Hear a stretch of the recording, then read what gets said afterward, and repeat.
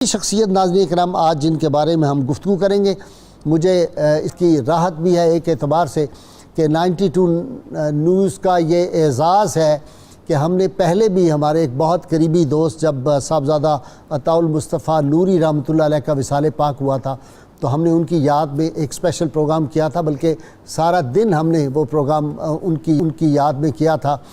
آج ہم پکے ٹھکے صوفی علامہ منیر احمد یوسفی رحمۃ اللہ علیہ ان کے حوالے سے آج ہم نے یہ پروگرام رکھا ہے۔ ان کے صاحبزادے بھی آج ہمارے ساتھ اس پروگرام میں مفتی خلیل احمد یوسفی جو شامل ہیں۔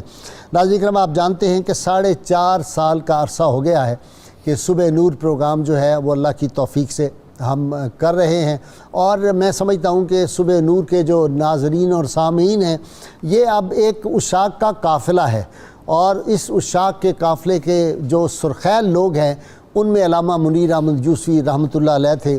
وہ کیسے شخص تھے؟ وہ ایک واقعہ میرے ذہن میں بار بار آتا ہے کہ جب غالب کی وفات ہوئی تو نواب مصطفیٰ خان شیفتہ ان کے شاگرد تھے، اور انہوں نے ان کی یاد میں جب ایک ربائی کہی تھی، مجھے لگتا ہے وہ علامہ منیر احمد یوسفی پہ عین صادق آتی ہے۔ نواب مصطفیٰ خان شیفتہ نے کہا، غالب وہ شخص تھا ہماداں جس کے فیض سے ہم سے ہزار ہیچ مداں نامور ہوئے، زہد و تقوی، صدق و صفا اور حسن و عشق 6 لفظ اس کے مرتے ہی بے پاؤ سر ہوئے۔ آج کے دور میں علامہ منیر احمد یوسفی یوں لگتا تھا کہ جیسے قرن اول کے حجازیوں کے قافلے سے بچھڑا ہوا کوئی شخص ہے۔ علامہ صاحب نے کتنی دین اسلام کی خدمت کی، کتنی کتابوں کے وہ مصنف تھے، کتنی جگہوں پہ درس قرآن دیتے تھے، کن کن شہروں میں جاتے تھے، ان کے معمولات کیا تھے۔ پیرانہ سالی میں بھی دین اسلام کی جو انہوں نے لازوال خدمات سر انجام دی، مجھے آج وہ خوشگوار صبح یاد آتی ہیں، وہ خوشگوار ہماری جو محفلیں تھیں اور مجلسیں جو تھیں اور صحبتیں، آج ایک یادوں کا قافلہ اور ایک سیلاب ہے۔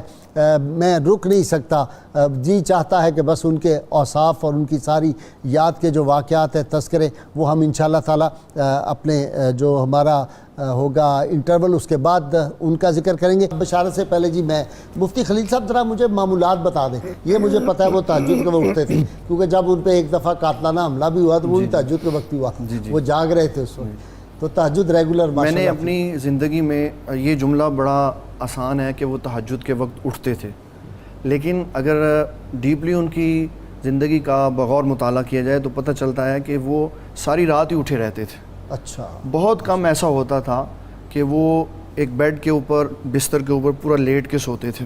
اچھا، ان کی زندگی میں نیند 1 گھنٹے یا 2 گھنٹے، قائم اللیل، جی قیام، اور یہی ان کی زندگی کا سارا معمول رہا۔ رات دیر تک جاگ کے مطالعہ کرتے، اور کبھی نیند کے ارادے سے وہ لیٹے ہی نہیں۔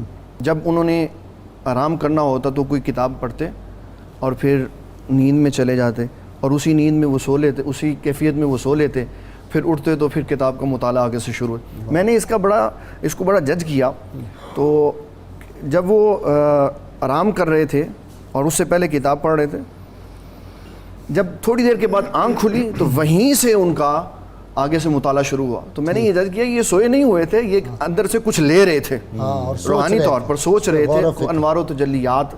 اور پھر اس کے بعد آپ جب نماز فجر کے لیے مسجد میں تشریف لے جاتے تو کبھی ایسا نہیں ہوا سوائے اس کے کہ آپ نے صبح نور میں آنا ہوتا تو مسجد سے جلدی اٹھاتے تھے۔ اس کے علاوہ آپ ہمیشہ سنت کے مطابق نماز اشراق پڑھ کے مسجد سے واپس آتے، اور جو آپ کے پاس معاملات میں مرد و زن آتے تھے اب ان کے مسائل کو حل کرتے۔ اس میں میں آپ کا ایک تقوی کی بات سنانا چاہوں گا کہ آپ حضور کی صفت کا مظہر تھے، کبھی تنہائی میں کسی عورت کے پاس نہیں بیٹھے۔ اگر کوئی خاتون ہمارے گھر میں آئی مسائل پوچھنے کے لیے اور وہ اکیلی آ گئی تو میری والدہ صاحبہ کو ساتھ بٹھایا۔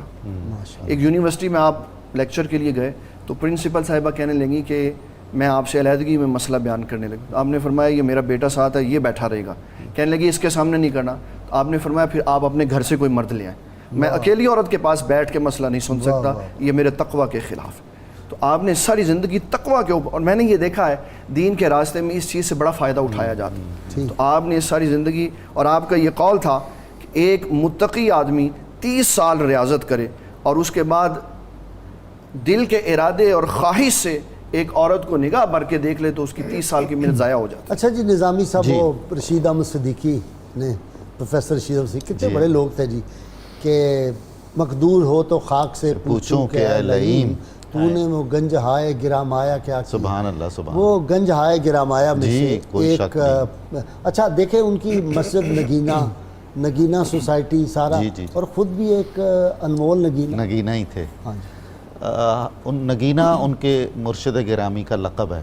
ان کا اسم گرامی تھا محمد یوسف نگینہ. تو اس سلسلے میں انہوں نے یہ نگینہ رکھا. اور پیرخانے کی خدمت بھی اس طرح کی جس طرح ہم تذکروں میں پڑھتے ہیں. وہ محبت اور عشق اور احترام، برہنہ پا پیر کے آستانے پہ جانا، ان کی خدمت میں حاضر رہنا. دوسرا مسئلہ غازی صاحب یہ ہے کہ 70s ہی میں 1970 کی دہائی میں کتنے علماء اور مشائخ ہوں گے جو باقاعدہ طور پر سماجی خدمت اور سماجی خدمت کے اداروں کے قیام کا ادراک رکھتے ہوں گے. جی ہاں. اس حوالے سے ہم دیکھتے ہیں کہ ان کی زندگی میں حضرت علامہ منیر احمد یوسفی صاحب کی زندگی میں مستقبل کے بارے میں بہت آگے کی سوچ ان کی ہوتی تھی. تو انہوں نے بنیاد رکھی ڈسپنسری کی. ماشاءاللہ وہ اب موجود ہے، وہ ہسپتال ہے اور اس کے علاوہ تعلیمی ادارے. اور ایک مسئلہ اور بالعموم یہ بھی ایک سائیڈ ایفیکٹ ہو جاتا ہے کہ کوئی رہنما اگر اتنے بڑے کام کرتا ہے تو وہ پھر ایک طرح سے ایک انڈسٹریلائزیشن ہو جاتی ہے. صحیح ہے. یا سیاست میں کود جاتے ہیں. تو ان کے تمام ادارے ان تمام سائیڈ ایفیکٹ سے محفوظ چلے آ رہے ہیں. بشارت ان کی وہ آپ کی نظر گزری وہ جو بخاری شریف کسی اور صاحب نے ترجمہ کیا ہوا ہے اور اس میں جہاں جہاں ادب سے ہٹ کے لفظ استعمال ہوئے ہیں، ادب سے گرے ہوئے، وہ انہوں نے اس کی تصحیح کی اور سارا اس پہ لکھا پھر تفصیل. غازی صاحب میں یہاں ایک بات یوسفی صاحب کے حوالے سے بہت کم لوگ شاید جانتے ہیں، ابھی ڈاکٹر صاحب نے بھی ذکر کیا. نبی علیہ السلام نے ارشاد فرمایا کہ 3 عمل انسان کی موت کے بعد اس کو فائدہ دیتے ہیں. ان میں سے کوئی ایک بھی ہو تو لیکن وہ تینوں عمل یوسفی صاحب کی ذات میں پائے جاتے ہیں. سبحان اللہ. صدقہ جاریہ بھی، علم نافع بھی، روحانی تربیت جو اور نیک اولاد صالح. صدقہ جاریہ کے والے سے جو ان کا سوشل ورک ہے بہت کم لوگوں کے علم میں ہے. آپ ڈسپینسریاں بھی تھی اور کیمپ لگتے تھے، شوگر کیمپ لگ رہا ہے، آئی کیمپ. 2005 کا جو زلزلہ آیا تھا اس میں مانسیرہ میں موجود تھا. وہاں بہت بڑا ریلیف کا سامان جو تھا قبلہ یوسفی صاحب کی اس نگینہ سوشل ویلفیئر سوسائٹی کی طرف سے وہاں پہنچا. گھر جو لوگوں کے تباہ ہوئے ان کی چادریں لوہے کی یہاں سے یوسفی صاحب نے بھجوائیں. تو ایک یہ ان کی زندگی کا پہلو تھا، یہ لوگوں کو علم میں ہونا چاہیے. پیکر اخلاص تھے جی، پیکر اخلاص. کیا لوگ تھے جی، بس کیا لوگ تھے جو راہ وفا سے گزر گئے. جی چاہتا ہے نقش قدم چومتے چلے.